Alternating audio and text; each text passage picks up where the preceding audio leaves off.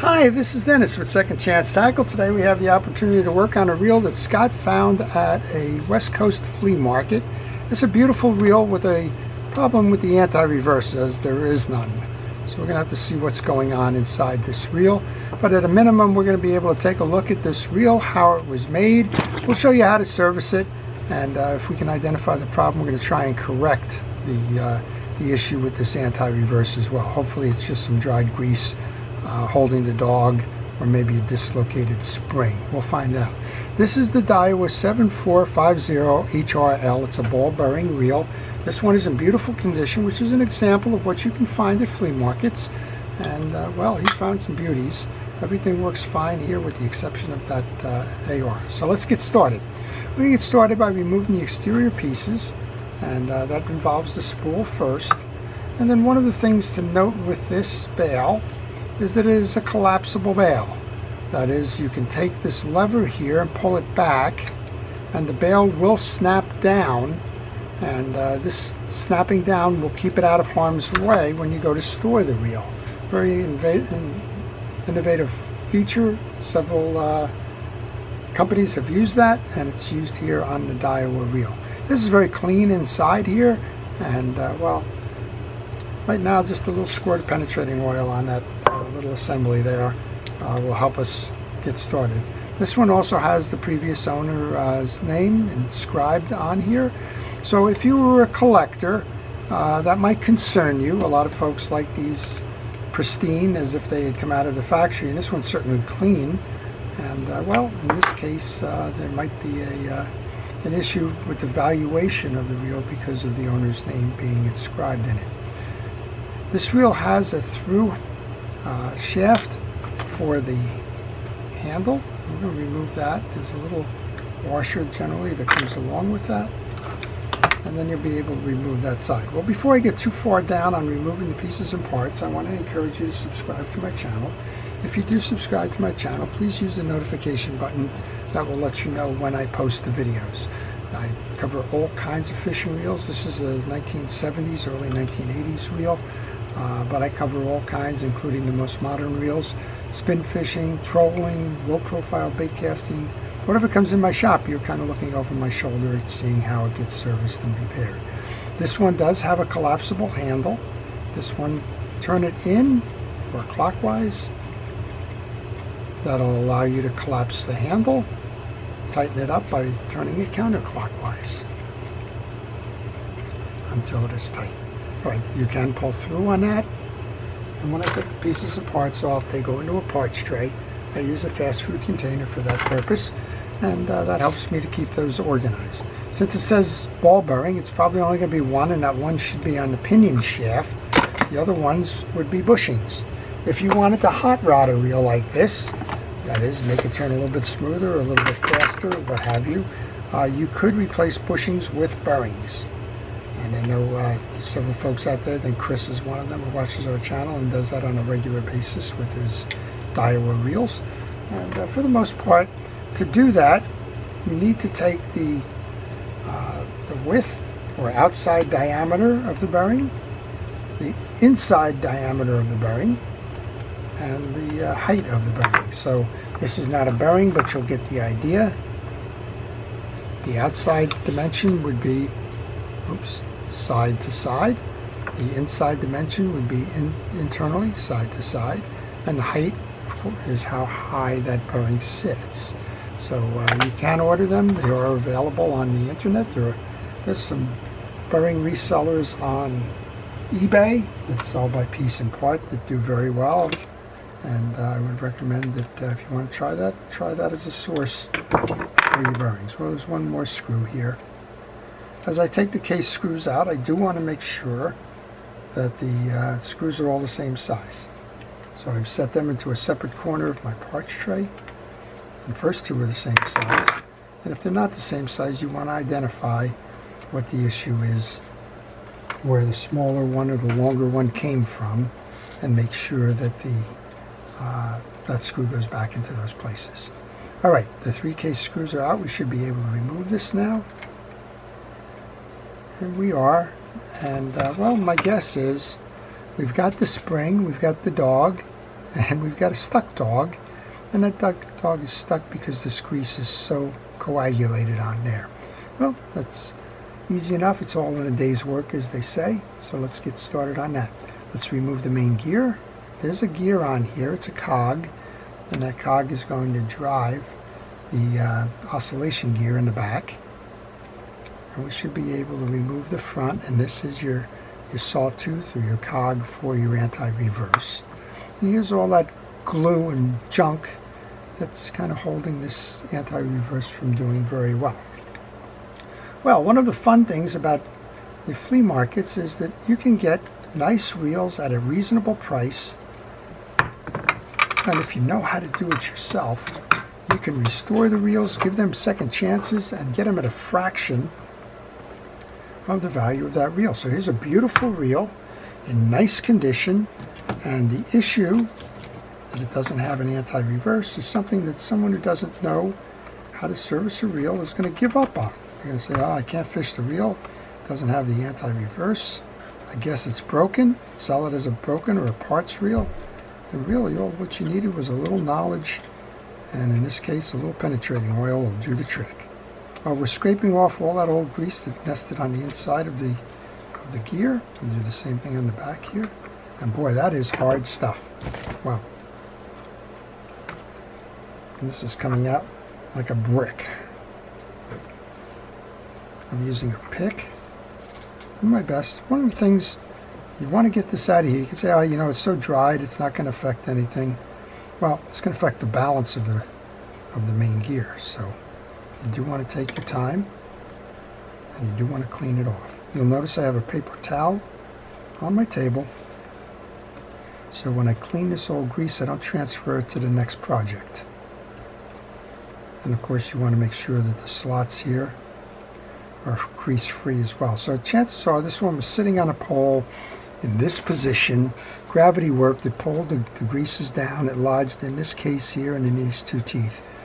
But, pure speculation, but I think it's an educated guess. I'm going to roll that over so I don't transfer that. I'm going to take the cog for that back piece, and I'm going to move that over into my parts tray so that I don't lose that. And I'm going to use a bit of a wire brush here to pull down on the old grease. It's been softened with the penetrating oil. So I'm going to try and do that without clogging it up much further. Second application of that. While I'm at it, I guess we'll do a second application on that internal piece here. Usually at this point I have a little screwdriver that I use to scrape. I don't see it. Oh, here it is. And I'll run that across the face of this. Now, again, you'll see the grease is settled. Just make sure that it gets off of there so that it doesn't jam the gears after all of the hard work you put in to make it work right. This is a nice example of the Daiwa reels of the time.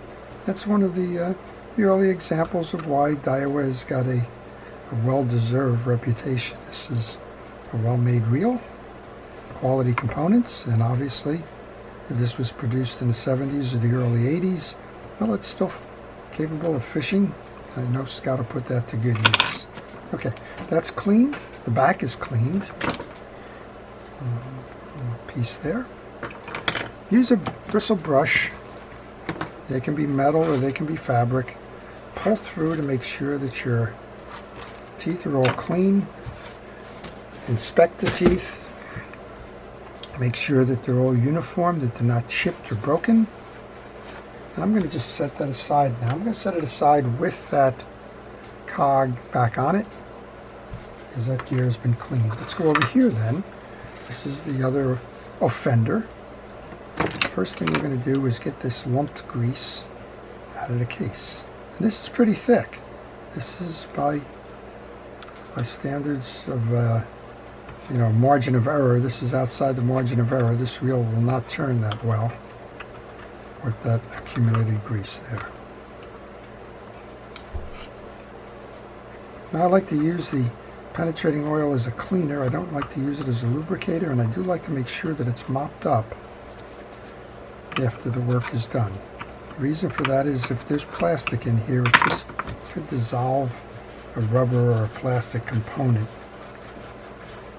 in addition to dissolving the old oils and greases that we don't want. Okay, so we're at point 1 here.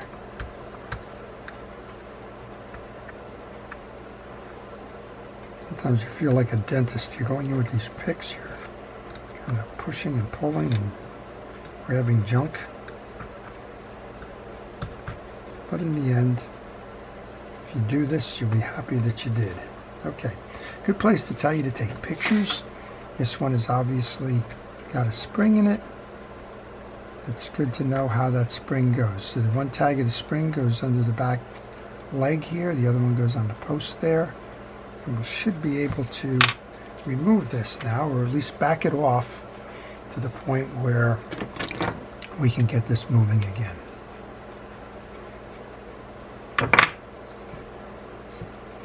I want to move this up and down until I get it flowing. With the assist of the penetrating oil, that will not take much.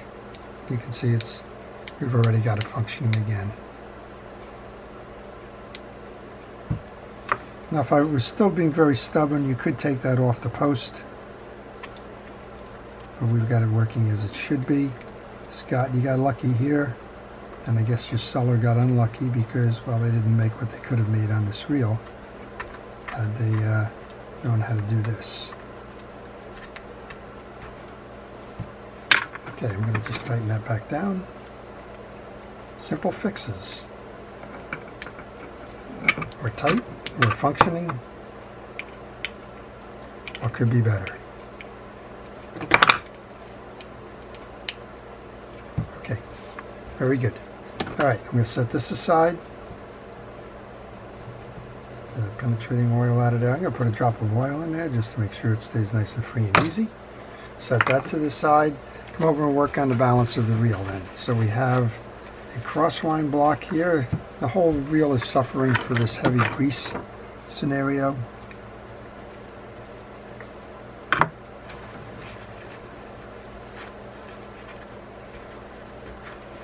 Just trying to get to this. There should be a screw in here.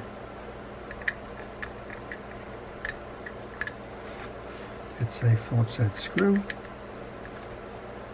And we got to do a little bit of work here just to get it clean to be able to get that screw out. This crosswind block goes up and down. It rides on a stud on the back called the oscillation gear. That's what makes the wheel go up and down. And the other part of this is the pinion gear, which makes the wheel go round and round. All right, this whole thing should pull up now.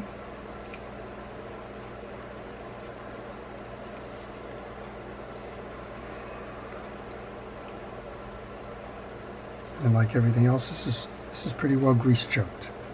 I'm going to soak this and take a moment and just kind of walk away from it for a minute, and then come back when solvent has a chance to do its work.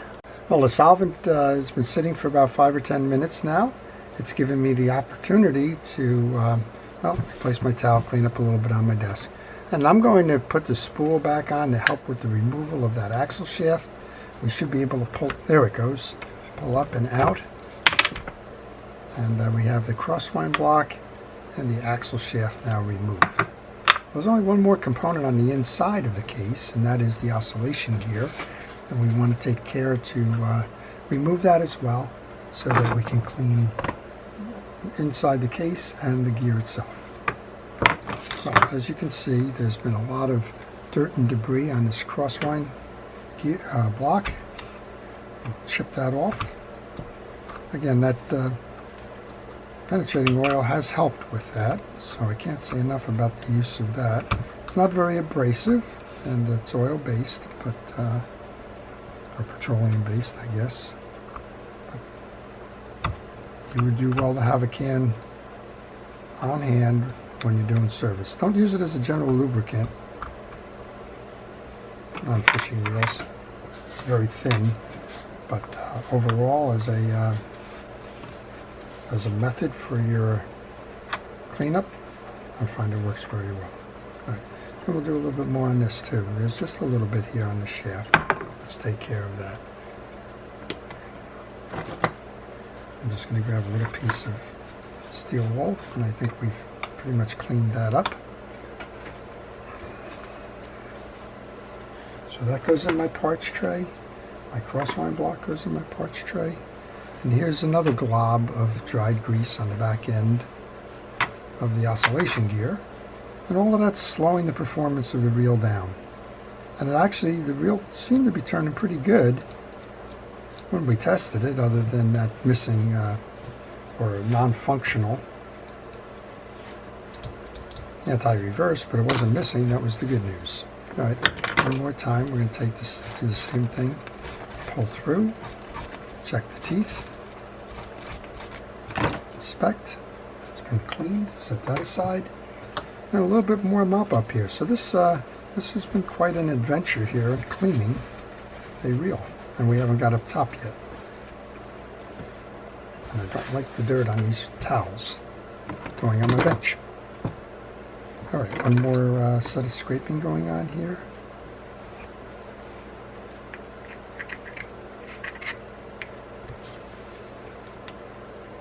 And again, this is evidence that the reel has been stored this way because all of the grease is settled on this little corner here. So it was probably sitting on a pole in a pole rack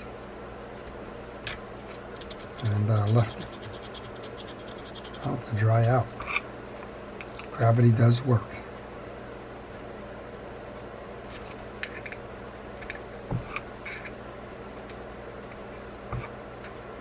Okay, pretty much done with that.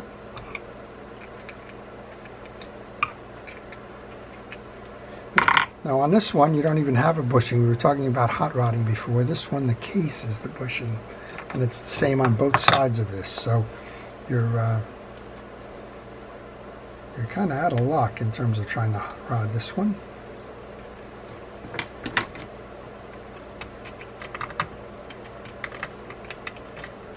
So you have a single ball bearing and a case acting as a bushing. All right. All good there. This last little bit on this side of the case.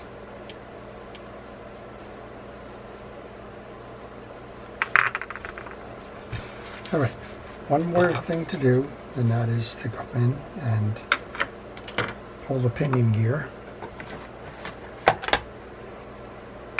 to service it. This one has got a deep cut, so you're going to need a deep socket to go in there. This one's a 12 millimeter. Try turning it traditionally counterclockwise to remove it. If you find that it's not going anywhere, try reversing it. Some of the reels have reverse threaded or counter threaded pieces. Well, the last thing to do is service the pinion gear then. And I noticed that there's a snap ring holding on the bearing, but I can't get to it. The bearing seems to be operating fine, and I think this is a case where I'm just going to have to let that go. But what I do know is that I can push the pinion gear through, and we can go ahead and clean that up like we did everything else there, because we have a lot more of the dried grease on that as well. And pull that off to the side. I'm going to use a pick to run through,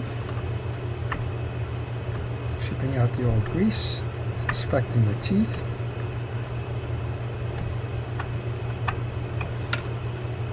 Again, you want to make sure these are uniform and clean. Get all that old grease off. It's kind of clogging the bottom here.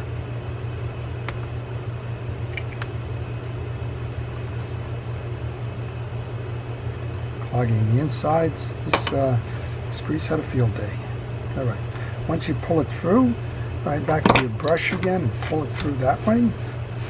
If you need an assist, use that penetrating oil.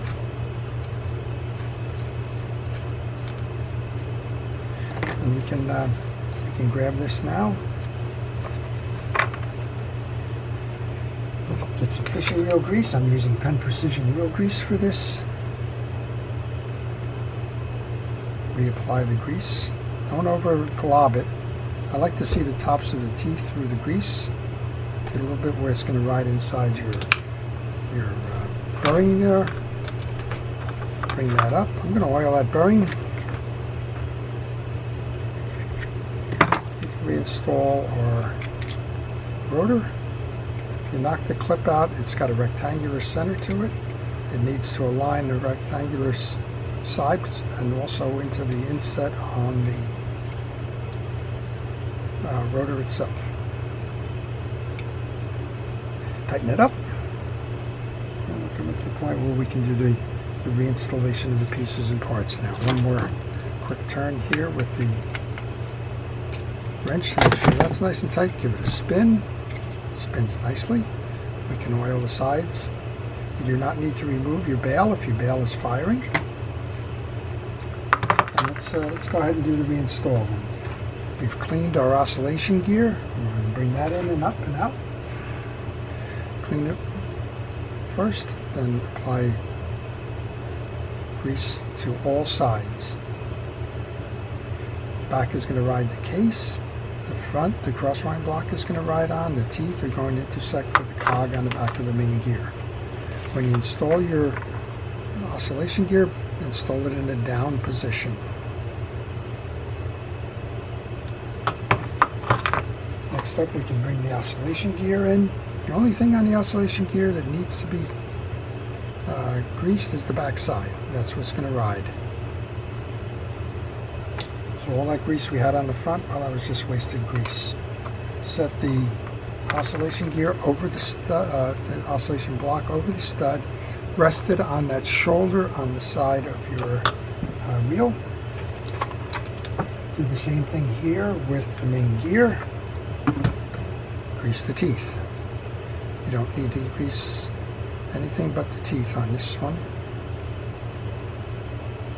If you put grease on the inside, well, the grease is going to spin into the inside. Centrifugal force is going to do that. That's just a place, that's a holding place. Nothing's going to happen with it one way or another. Grease on the cog on the back. Bring that in and make sure that you intersect with the oscillation gear. Next up then is our axle shaft. A little bit of grease. Don't go crazy on this one. It'll pull out when it goes through the pinion gear. Flat side faces forward. Bring that in through the pinion gear, down through your crosswind block. There we go. And then that needs to nest into the bottom cavity here. Once you have that in, since we don't have, you want to bring this all the way down so you have access to the screw. And you have that little flathead screw is going to hold that assembly in place.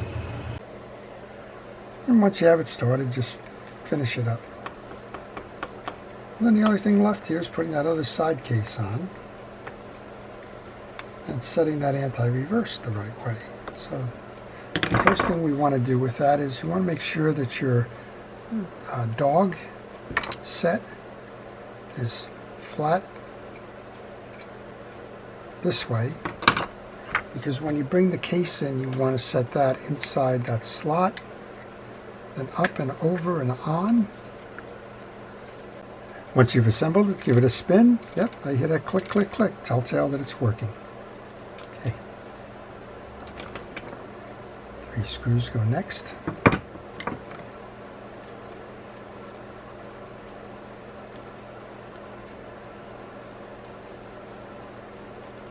So what have we learned? We learned that this is a nice reel, probably on the lower end scale of the pricing because of the 1-ball bearing and using the case as the bushings.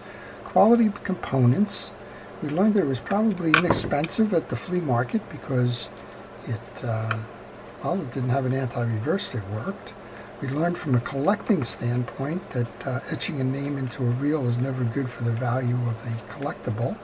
We did learn a couple of unique features to it. One of them is that you have the bail that can be reset to get it out of harm's way. And overall, we saw that it's a very nice reel. Okay, we're going to put the handle on next.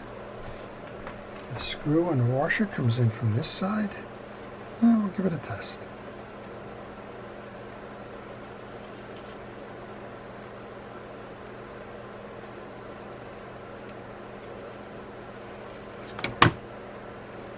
If you're buying a reel from a flea market and you notice you have an exposed screw on the outside like this one, you need to be familiar. Some of these have the screw exposed.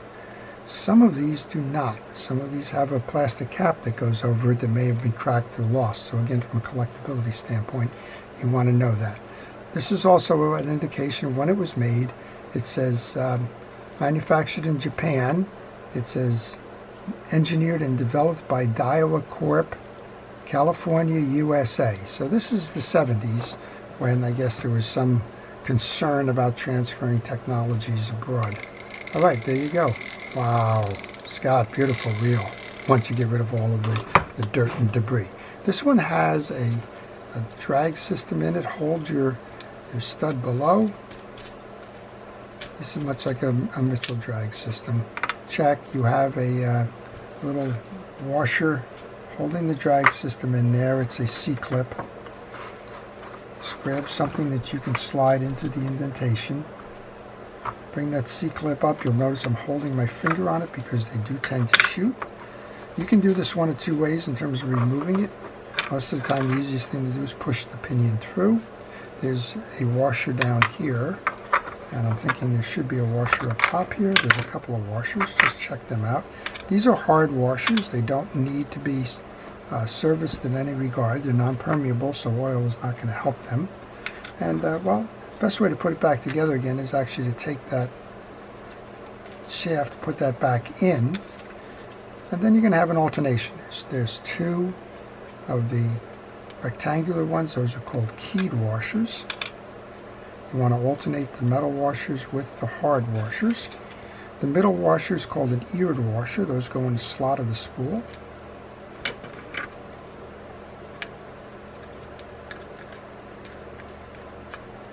Then we have one more hard washer. This one's a Teflon.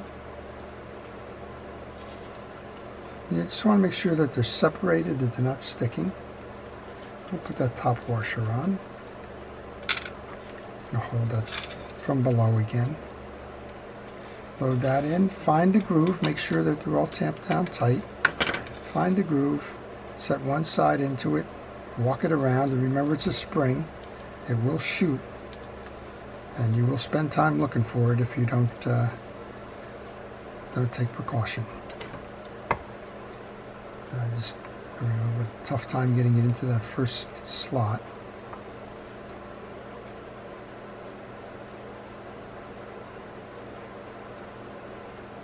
There we go. Once you have that in, you can walk it around. And then that's how it sets to hold the drag stack in. Let's put that back on. Put our button back on.